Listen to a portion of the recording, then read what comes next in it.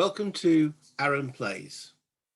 In this episode, I'd like to do an introduction to my playthrough with an actual opponent of the Battle of Austerlitz using the Hexasim's Eagles of France system. Okay, these are the actual series rules that you get inside the box. Okay, the Eagle of France system originally came out, I think, in 2015 with Fallen Eagles, Waterloo 1815. Then this actual game here, Rising Eagles, in 2016, which is Austerlitz. Then they did Ligny, called Last Eagles, and Last Eagles Quatre Bras, which came out in 2019.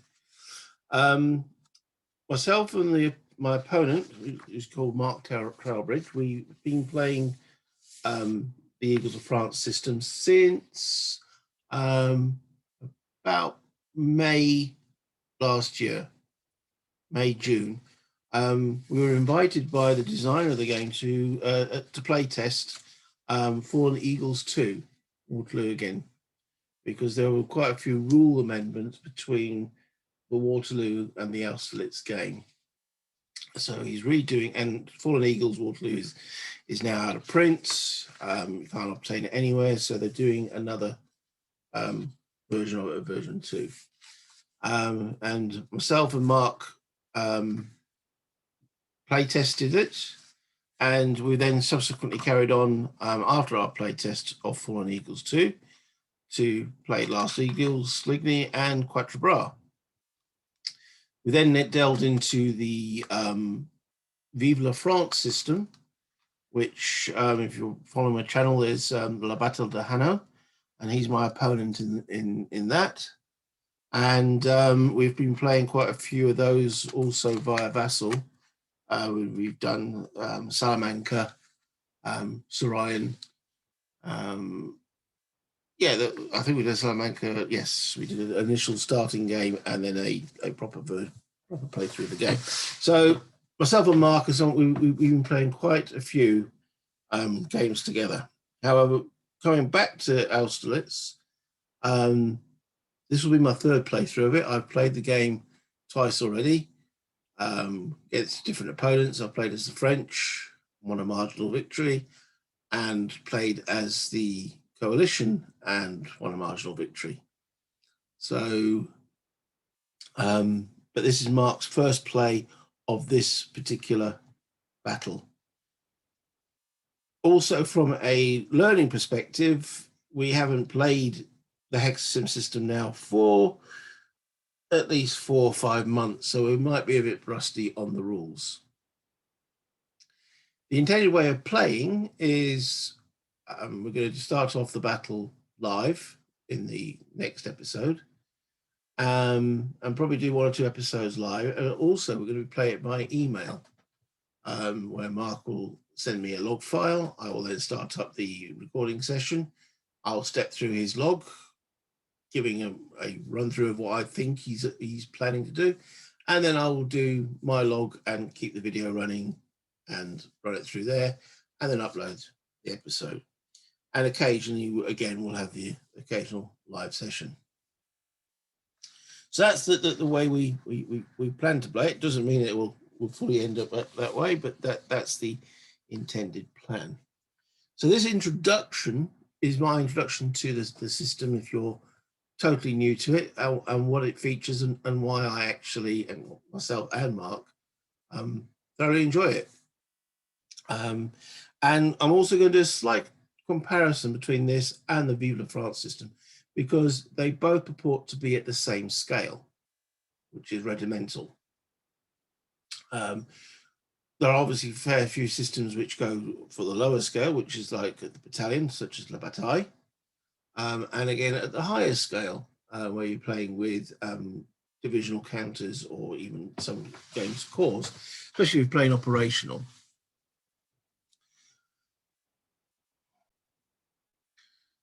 So, yes, this is regimental scale. The rules themselves weigh in at a not too hefty.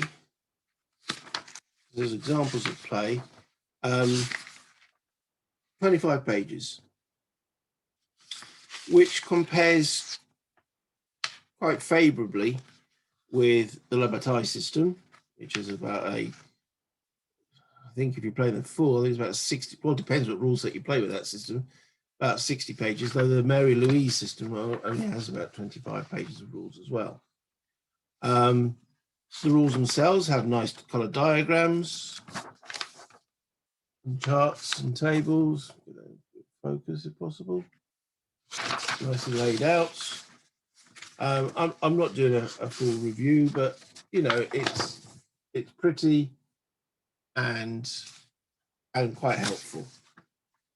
Lots of examples, very well written, and quite clear. The main difference between this and the VLE system, Vive Emperor, is this system doesn't go into specific formations. So I'm going to shrink me down a little bit. So that's your initial bonus. Put me to the side. Not shrink anymore. Oh, I can. There we go. I don't want to completely disappear because you know you're not going to be that lucky. All right. So let's just zoom in on some of this situation that's going on here. Okay. So each of these units is approximately a regiment. I mean, some of the regiments here, for example, are split into two counters because they're almost demi brigades. It's been 1805, France, but effectively they're a regiment size. Each of these counters has three numbers on the units, and the three numbers relate to strength, effectively quality or morale, and movement. So the scale of the game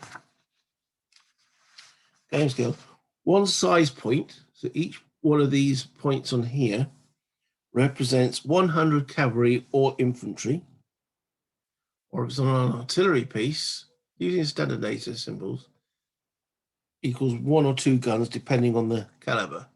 So there's 6 guns there. There's probably 10 guns in that battery, 800 men in that particular counter there, 300 horsemen in that counter there. And you've got individual leaders. The numbers on the leaders, the 10 and the 2, the 10 is their initiative rating, the higher the better. And the 2 is their, well, what do they call it on here? Leadership factor. It's used as a bonus for rally and quality checks. Again, the higher, the better, the more modifiers they give. Whereas in these counters, they do not check, they have no facing. There's no facing representation. That's an optional rule, which we're not going to be using, and it doesn't really need it. Going to the Vive la France system, if you again look at some of my videos on that, that does have facings. Even though these both games are at the same scale, that one definitely goes into detail in the formations. You have your lines, your columns, your squares, and your batteries are deployed, limbered or unlimbered, and such forth. In this version, Napoleonic warfare, that's scaled out of it. This one here, used as a command system, uses activations. And that's what your leaders are for.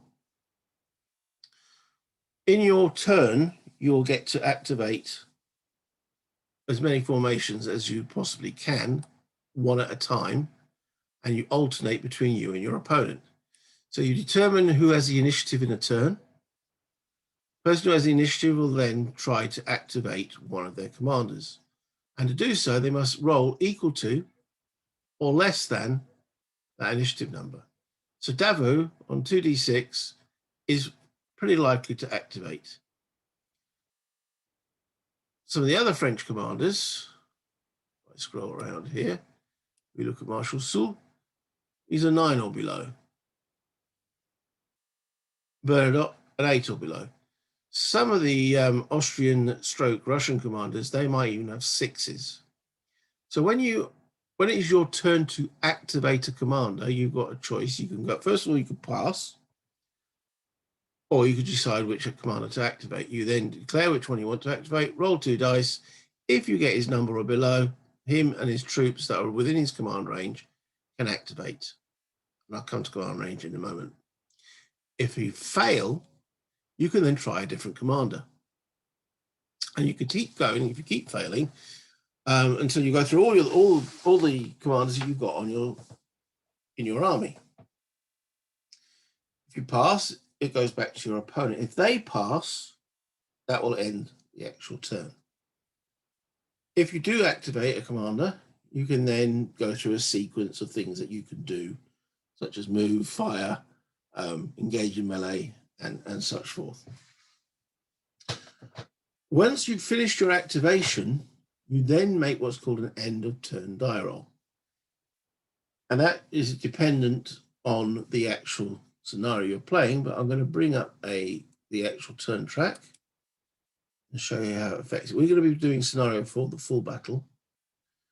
And the first time we actually have to do an end of turn die roll is on the 8 a.m. turn. And then you've got these two numbers, 10 and the 9. So say I have activated Davu. I've done everything I want to do with him. I then roll at the end of my turn 2d6. If the number is higher than that 10, so either 11 or 12, this turn marker gets flipped to turn finishing. Once it's on its turn finishing side, then you're looking at the number after the slash. So then Mark would activate one of his formations, and when that formation's finished activating, he'd roll 2d6. If it was higher than the 9, so 10, 11, or 12, it would actually end the turn. If he rolled a 9 or lower, then it would go back to me. I'd activate who I activated, and then I'd be rolling on the 9 low. So after each commander is activated, you determine if the turn ends. Once the turn does end, so the second end of turn die roll has come through, you do a few end of turn extras, such as strategical movement, rallying. There's a few other little things that you've got to do that I can't actually remember at this present moment.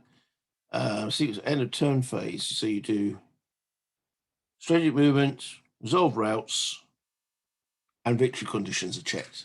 Okay, there you go. Exactly as written in the book. And then you move on to the next turn. So let's just flip that back over. So in this, there's two initial turns here. This is the 6 a.m. and the 7 a.m. There are special rules for those. And once we actually start playing the game, we'll go through what those special rules are and how they affect each army. So on here then, so each of these counters, run through the numbers. So that's the amount of steps, the quality. The higher the number, the better, because when you've got to make a quality check, you've got to roll the number or lower to pass. If you roll higher, it depends on how higher for the actual effect.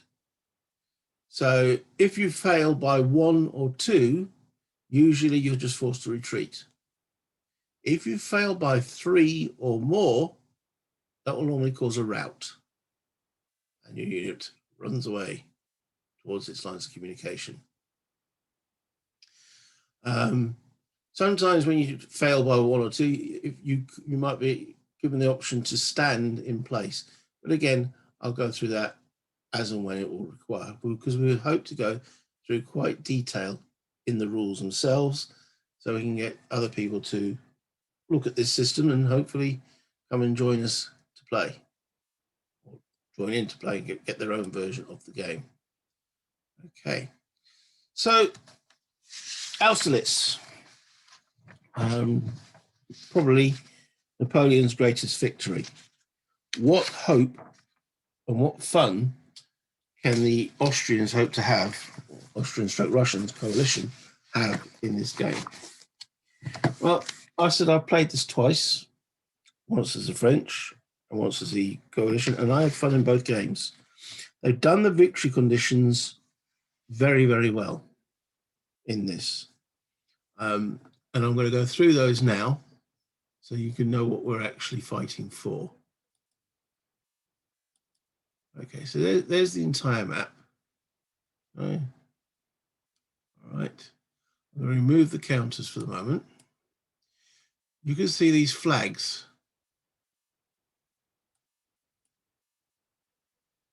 These are the objectives. Okay. The ones with the blue stars, there's one over here and one right at the top here. Those are the lines of supply, and the coalition have got a green one there and one there. So on the actual map, there are a total of 18 objective flags, 9 controlled by the French at the start. Okay. Which will be this one here, one at Telnitz, Skolnitz, Schloss, which I think stands for castles, crossroads north of Telnitz there. So in this small area, there are 5 of the French at start. Okay. They can also control one Santon, that's 6. This one here, Zerlon Kugel. Zoran. Okay, that's 7. And then this supply 8, and this one here for 9. So those 9 are the original French control. The coalition have got these 3. 1, 2, 3. One in Pratt's 4. This one here 5, 6. Right at the back here, then supply line 7, 8, 9. Okay. The importance of these objectives is dependent on when we're actually looking at them on a time scale. They count towards sudden death victory, and they count as victory points at the end of the game.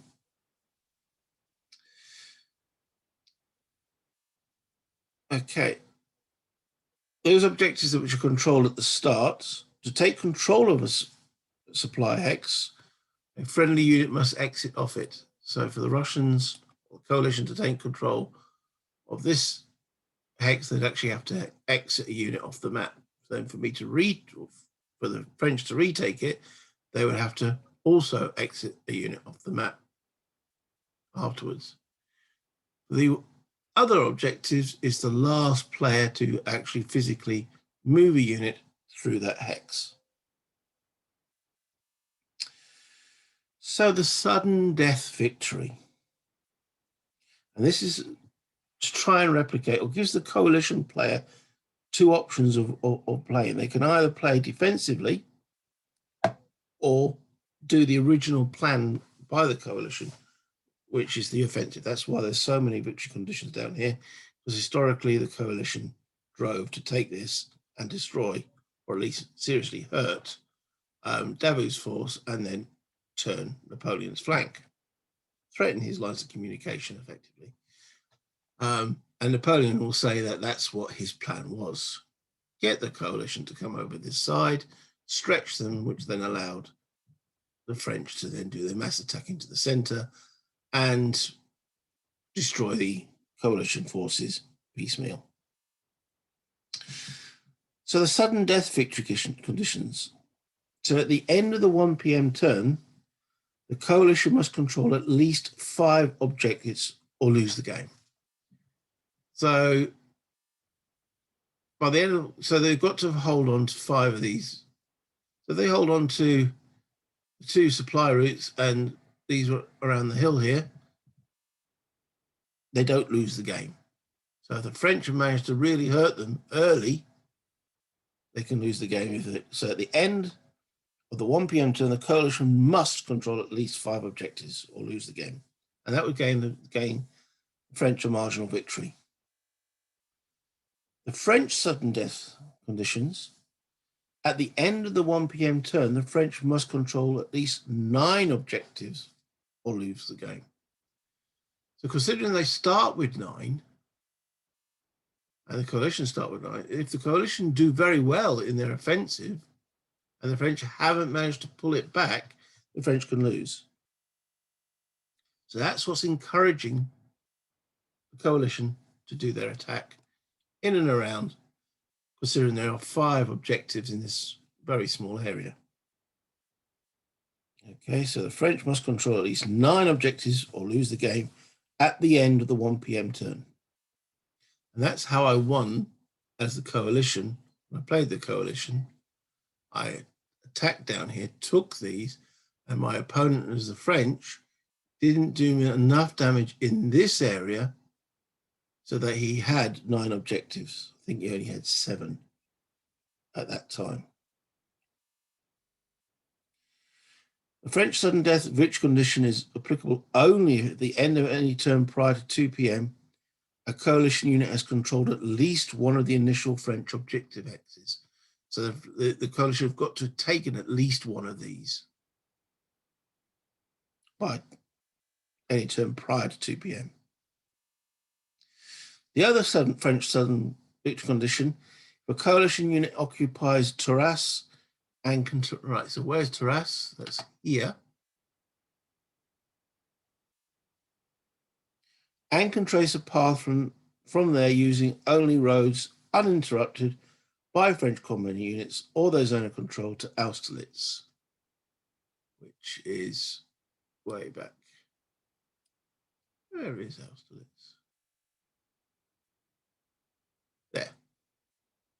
So there's a line from Terrasse all the way back to Austerlitz, uninterrupted by French units. And there's a unit in here of the coalition. That is a coalition minor victory. Effectively, the French forces will be split. That's, again, towards the lines of communication. No sudden death victory condition can be applied. So none of those 3 gets a side which is currently leading in victory points by more than 300. So if the French are leading in victory points, no matter how many flags are under coalition control, they're leading by 300 or more victory points, the sudden death doesn't apply.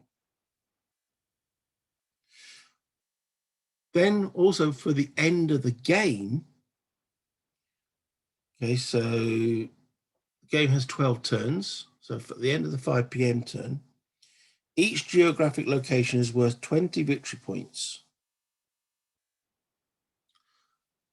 And the ones with the stars, the supply sources, are worth 100 victory points. So at the present moment, each side, who have got 7 of these flags, have got 140 victory points and 200 for each of 100 for each of those. So that's another 200, 340 points each faction starts with.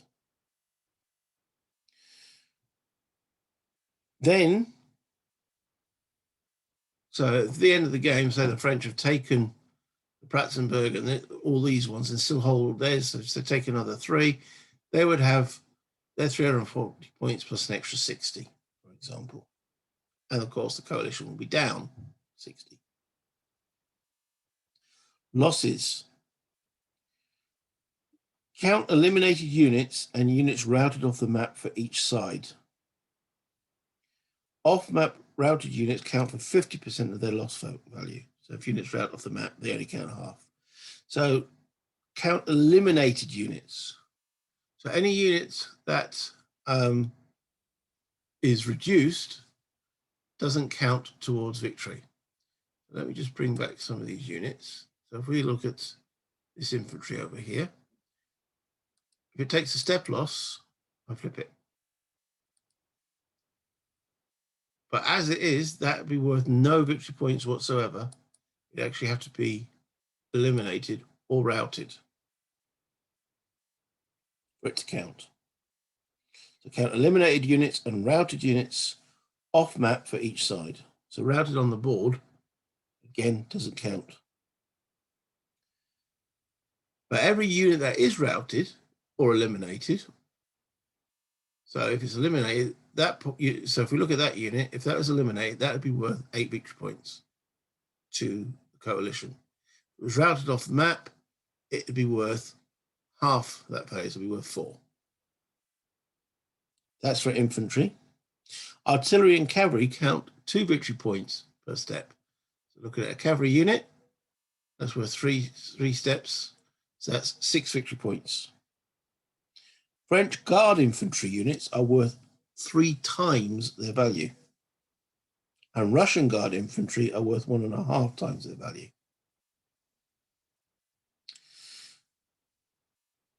Leaders, officers wounded. Okay, an officer is someone like Davout, Soult, and the various coalition leaders. They're worth wounded 10 victory points, killed or captured 20 victory points. The army commanders, Kutuzov, Buchhausen, Alexander, are worth varying points.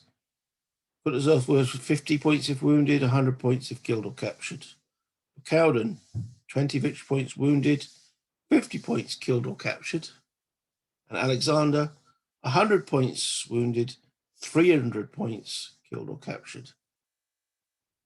And now the emperor, Mr. Napoleon. Well, those other guys. Alexander was an emperor as well, wasn't he? So Napoleon, he's worth 150 victory points if wounded. And the French suffer an automatic major defeat if Napoleon is killed or captured, regardless of what is happening on the map. Okay. The only other victory points are flags, if you capture a flag, which is normally done in melees and other combats. So after counting all that, if the victory point differential, so the French minus the coalition, is 600 or more, the French get a major victory. It's got to be 400 or more, the French get a marginal victory. So they've got to get a lot of points. To get points, you need the objectives. And to really, really hurt the coalition. If the differential is greater than 200 but less than 400, the coalition get a minor victory. And if the differential is less than 200, then the coalition gets a major victory. So that is the victory conditions that we're going to be playing for. Now, got the troops back on the map.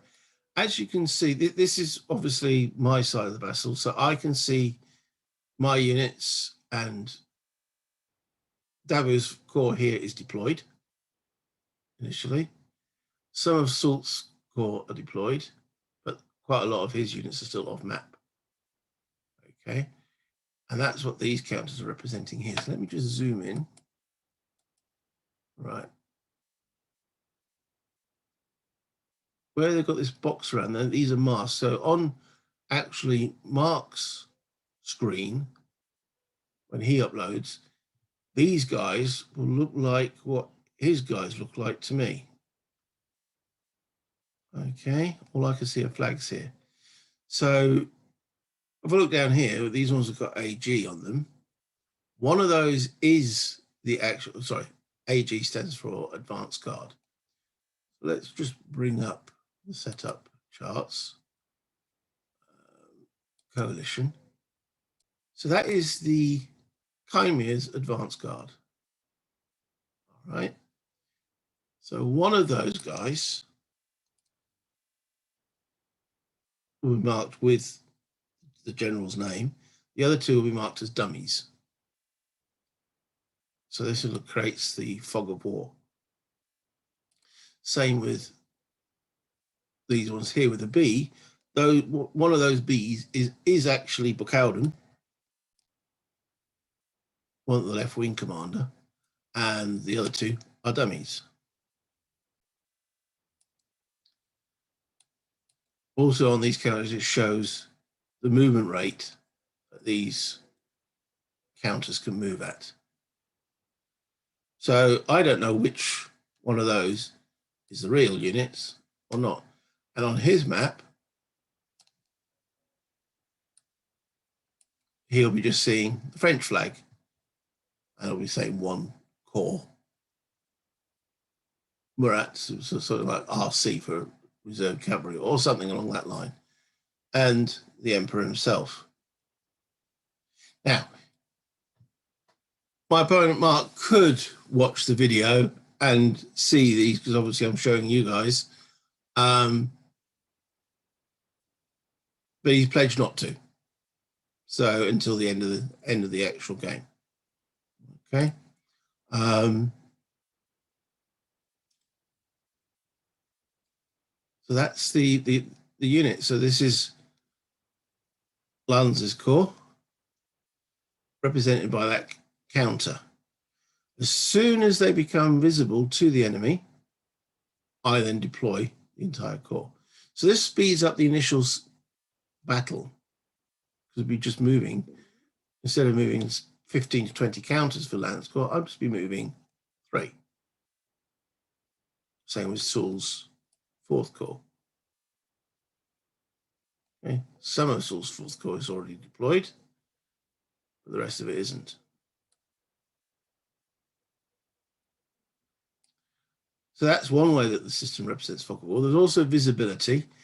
At the start of the battle, there's a thick, heavy fog. Visibility is only 2 hexes.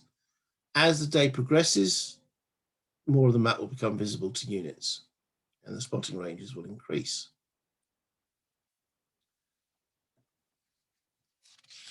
So that's the intended plan of the game. I hope you guys will stay with us. We'll be going through the rules, as I say, in quite detail as we play through. Any questions, if you will ask them in the comments section, that would be much appreciated. And I hope that you'll stay and watch and enjoy as we fight our way through this. So I'll do my standard ending. If you enjoy what you've been watching, please click the subscribe and like button if you've not done so already. Any comments, as always, much appreciated. Till next time.